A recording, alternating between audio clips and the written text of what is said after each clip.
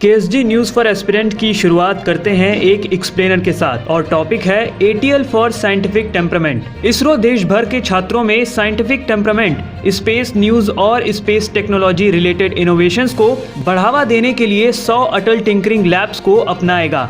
ये फैसला इसरो और अटल इनोवेशन मिशन और नीति आयोग ने 11 जनवरी 2021 को एक वर्चुअल मीटिंग में लिया था। इस कोलैबोरेशन से इसरो 21वीं सदी की हाईटेक टेक्नोलॉजीज में स्टूडेंट्स को कोचिंग और मेंटरिंग की सुविधा देगा, जिसमें अंतरिक्ष से जुड़े लोग भी शामिल होंगे।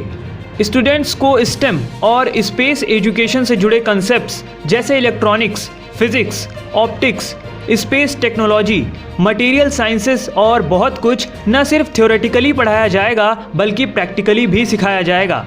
अटल इनोवेशन मिशन और नीति आयोग ने अब तक देश भर में 7000 से ज़्यादा एटीएल की स्थापना की है, जो क्लास 6 से लेकर 12th के बीच 3 मिलियन से ज़्यादा स्टूडेंट्स को प्रॉब्लम सॉल्विंग, टिंकरिंग और इनोवेटिव माइंडसेट पाने में मदद करेगा।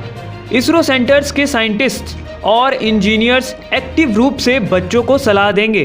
साथ ही इन एटीएल्स में टीचर्स के साथ इंटरेक्शन, अलग अलग एक्सपेरिमेंट्स और ब्रेन स्टॉर्मिंग आइडियाज़ के साथ साथ स्पेस एक्टिविटीज़ को लेकर भी अवेयर किया जाएगा।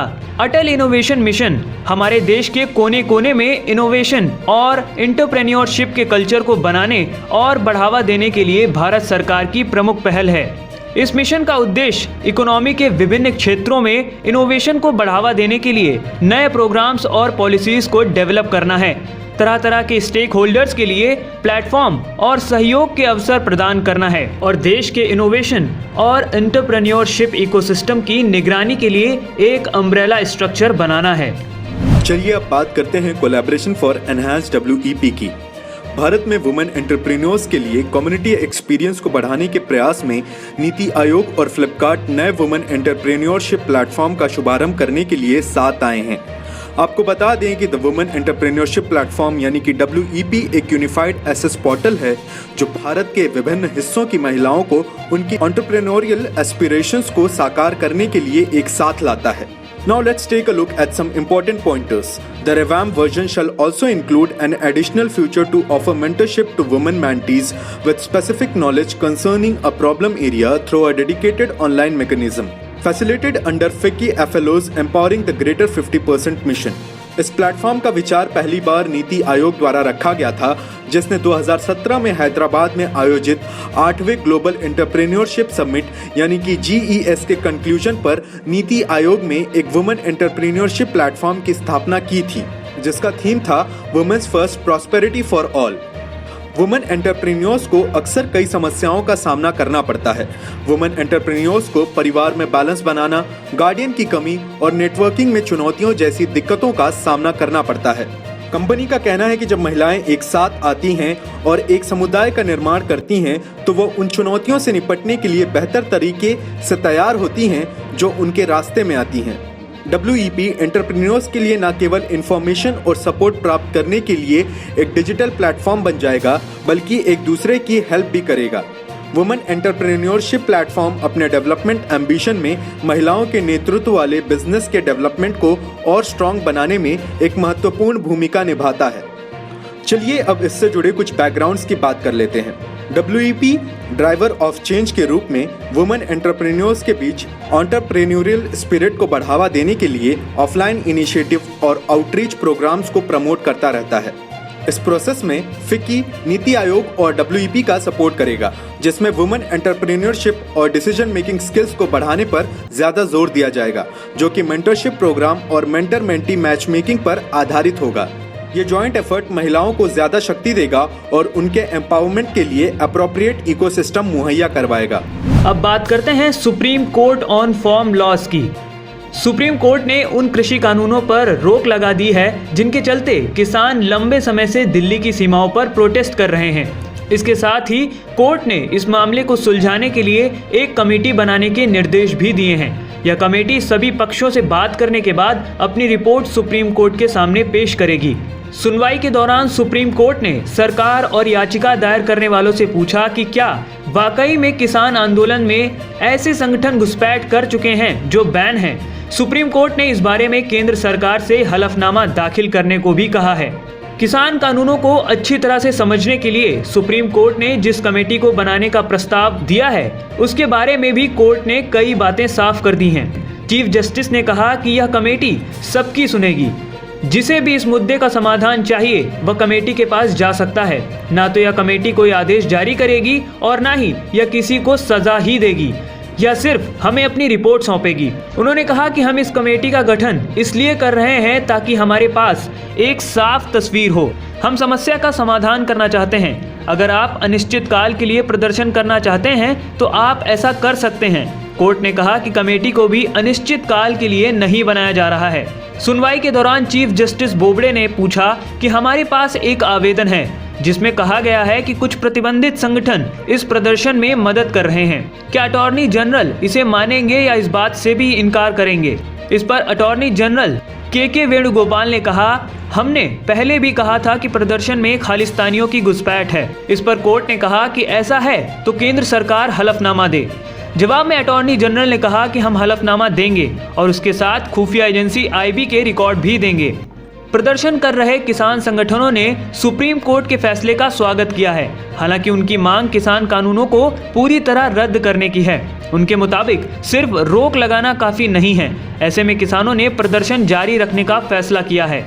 कोर्ट ने 4 सदस्यों की एक कमेटी का भी गठन किया है। सुप्रीम कोर्ट द्वारा बनाई गई कमेटी में भूपिंदर सिंह मान, अध्यक्ष बेकीयू, डॉक्टर प्रमोद कुमार जोशी, अंतर्राष्ट्रीय खाद्य नीति अनुसंधान संस्थान, अशोक गुलाटी, कृषि अर्थशास्त्री और अनिल घनवट, शिवकेरी संगठन महाराष्ट्र शामिल हैं। जब तक कमेटी की रिपोर्ट नहीं आती है तब तक कृषि कानूनों के अमल पर रोक जारी रहेगी। चलिए अब बात कर लेते हैं AGL कमीशन सोलर प्लांट की। 11 जनवरी 2021 को AGL यानी अडानी ग्रीन एनर्जी लिमिटेड ने उत्तर प्रदेश के चित्रकूट में 25 मेगावाट के सोलर पावर प्लांट की शुरुआत की है। AGEL की सहायक company Adani solar energy Chitrakoot 1 limited ने सोलर पावर प्लांट का गठन किया है।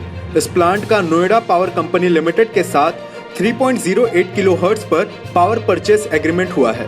इस कमीशन के साथ AGL की total operational renewable capacity 2975 megawatt की हो गई है। ये प्लांट AGEL के state of the art energy network operation centre से जुड़ा हुआ है, जो लगातार पूरे भारत में मौजूद 80 से ज्यादा सोलर और विंड प्लांट्स की निगरानी करता है। With the commissioning of this project, AGL has total renewable capacity of 14,795 megawatts, including 11,820 megawatts awarded and under implementation projects. Adani green 2025 तक 25 गीगावाट रिन्यूएबल कैपेसिटी हासिल करने और 2030 तक दुनिया की सबसे बड़ी रिन्यूएबल पावर कंपनी बनने की राह पर है। It also reinforces AGL's commitment to lead India's transition toward a greener future through a strategic approach and operational excellence. आपको बताते चले कि महामारी की चुनौतियों के बावजूद भी AGL ने 100 मेगावाट का सोलर पावर प्लांट शुरू किया है। अगला टॉपिक है HCC approves new parliament building. 11 जनवरी 2021 को HCC यानी हेरिटेज कंजर्वेशन कमेटी ने नए संसद के कंस्ट्रक्शन के लिए अपनी मंजूरी दे दी है। यूनियन हाउसिंग और अर्बन अफेयर्स मिनिस्ट्री के एडिशनल सेक्रेटरी ही हेरिटेज कंजर्वेशन कमेटी के चेयरमैन हैं। कुछ दिनों पहले सुप्रीम कोर्ट ने एम्बिशियस सेंट्रल विस्टा प्रोजेक्ट को मंजूरी दे दी थी, जिसमें इन्वायरमेंटल क्लियरेंस और notification for change in land use को ध्यान में रखते हुए काम किया जाएगा। इस प्रोजेक्ट में राष्ट्रपति भवन से लेकर इंडिया गेट तक लुटियंस दिल्ली का लगभग 3 किलोमीटर का इलाका शामिल है। मेजॉरिटी वर्डिक्ट में सुप्रीम कोर्ट ने कहा था कि नई साइट्स के कंस्ट्रक्शन से पहले प्रोजेक्ट से जुड़ी सभी अथॉरिटीज और हेरिटेज कंजर्वेशन कमेटी यानी HCC से परमिशन लेनी होगी। सितंबर 2019 में अनाउंस किए गए सेंट्रल विस्टा रिवैम्प में नए ट्रायंगुलर पार्लियामेंट बिल्डिंग, जिसमें 900 से 1200 सांसदों के बैठने की व्यवस्था होगी, इस नई संसद को अगस्त 2022 तक तैयार करने की योजना है, जब देश अपना 75th इंडिपेंडेंस डे मना रहा होगा। इस प्रोजेक्ट के तहत 2024 तक कॉमन सेंट्रल सेक्रेटरिएट के तैयार होने की भी संभावना है। चलिए अब एक नजर डालते हैं एनर्जी एफिशिएंसी पर। मिनिस्ट्री ऑफ पावर ने BEE यानी ब्यूरो ऑफ एनर्जी एफिशिएंसी के साथ मिलकर 30th national energy conservation awards function organise किया। चलिए अब एनर्जी एफिशिएंसी को डिटेल में जानते हैं। इस इवेंट के दौरान एयर कंप्रेसर और अल्ट्रा हाई डेफिनेशन टीवी के लिए स्टैंडर्ड्स एंड लेबलिंग प्रोग्राम को वॉलंटरी बेसिस पर लॉन्च किया गया। एनर्जी कंजप्शन स्टैंडर्ड्स 1 जनवरी 2021 से ही इफेक्ट में है। इस पहल से 2030 तक एयर कंप्रेसर्स के लिए लगभग 8.41 बिलियन यूनिट इलेक्ट्रिसिटी और यूएचडी टीवी के लिए लगभग 9.75 बिलियन यूनिट इलेक्ट्रिसिटी बचाए जाने की उम्मीद है। ब्यूरो ऑफ एनर्जी एफिशिएंसी ने SAATHEE यानी state wise actions on annual targets and headways on energy efficiency नाम का एक मैनेजमेंट इंफॉर्मेशन सिस्टम पोर्टल भी स्टेट डेजिग्नेटेड एजेंसी के लिए लॉन्च किया है, जो स्टेट लेवल पर चल रहे अलग अलग एनर्जी कंजर्वेशन की रियल टाइम मॉनिटरिंग करने में मदद करेगा। अब बात करते हैं नॉर्थ ईस्ट वेंचर फंड की। नॉर्थ ईस्ट वेंचर फंड नए स्टार्टअप्स और यंग एंटरप्रेन्योर्स के बीच काफी पॉपुलर हो रहा है। चलिए इससे जुड़ी कुछ जरूरी बातें जान लेते हैं। इस वेंचर फंड को एनडीए गवर्नमेंट ने पेश किया था। Ministry of development of north eastern region ने इस नॉर्थ ईस्ट वेंचर फंड की स्थापना के लिए north eastern development finance corporation limited के साथ मिलकर काम किया है। यह 100 करोड़ के इनिशियल कॉर्पस के साथ नॉर्थ ईस्ट के लिए पहला और एकमात्र वेंचर फंड है। इस फंड का टारगेट स्टार्टअप्स में इन्वेस्ट करना है और नए एंटरप्रेन्योर्स को रिसोर्सेज देने के लिए यूनिक बिजनेस अपॉर्चुनिटीज प्रोवाइड कराना है।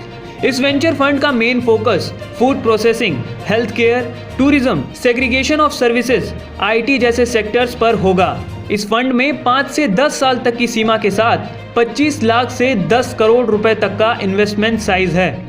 चलिए अब हम आगे बात करते हैं सिंगल विंडो क्लियरेंस पोर्टल की। भारत में कोयला खदान शुरू करने के लिए जरूरी सभी क्लियरेंस और मंजूरी दिलाने में सहयोग देने के लिए कोयला मंत्रालय ने 11 जनवरी 2021 को एक single window clearance portal launch किया है। चलिए अब आपको बता देते हैं इससे जुड़े कुछ इंपॉर्टेंट फैक्ट्स।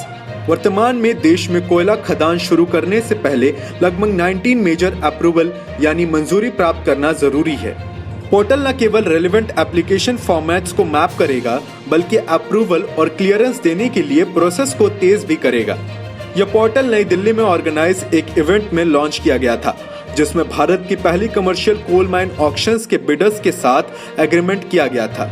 हाल ही में 19 बिडर्स यानी कि बोलीदाताओं को देश की पहली कमर्शियल कोल माइनिंग ऑक्शंस के तहत माइंस का अलॉटमेंट किया गया था। इससे राज्यों को हर साल लगभग 6,500 करोड़ रुपए का एस्टिमेटेड रेवेन्यू मिलेगा और 70,000 से ज्यादा जॉब्स भी पैदा होंगी। अगला टॉपिक है management effectiveness evaluation of national park and wild life sanctuaries. Union environment minister ने देश भर के 146 नेशनल पार्क और वाइल्ड लाइफ सेंचुरीज का मैनेजमेंट इफेक्टिवनेस इवैल्यूएशन रिलीज किया है। चलिए इससे जुड़ी कुछ खास बातें आपको बताते हैं। एट प्रेजेंट इंडिया में 903 प्रोटेक्टेड एरियाज का नेटवर्क है, जो देश के टोटल एरिया का लगभग 5% है। इन प्रोटेक्टेड एरियाज की एफिकेसी को लगातार मॉनिटर करने के लिए ही MEE यानी मैनेजमेंट इफेक्टिवनेस इवैल्यूएशन जरूरी है। प्रोटेक्टेड एरियाज का management effectiveness evaluation PA managers के लिए एक की टूल के तौर पर सामने आया है। इसके अलावा गवर्नमेंट्स और इंटरनेशनल बॉडीज भी इसे प्रोटेक्टेड एरिया मैनेजमेंट सिस्टम की स्ट्रेंथ्स और वीकनेस समझने के लिए इस्तेमाल कर रही हैं।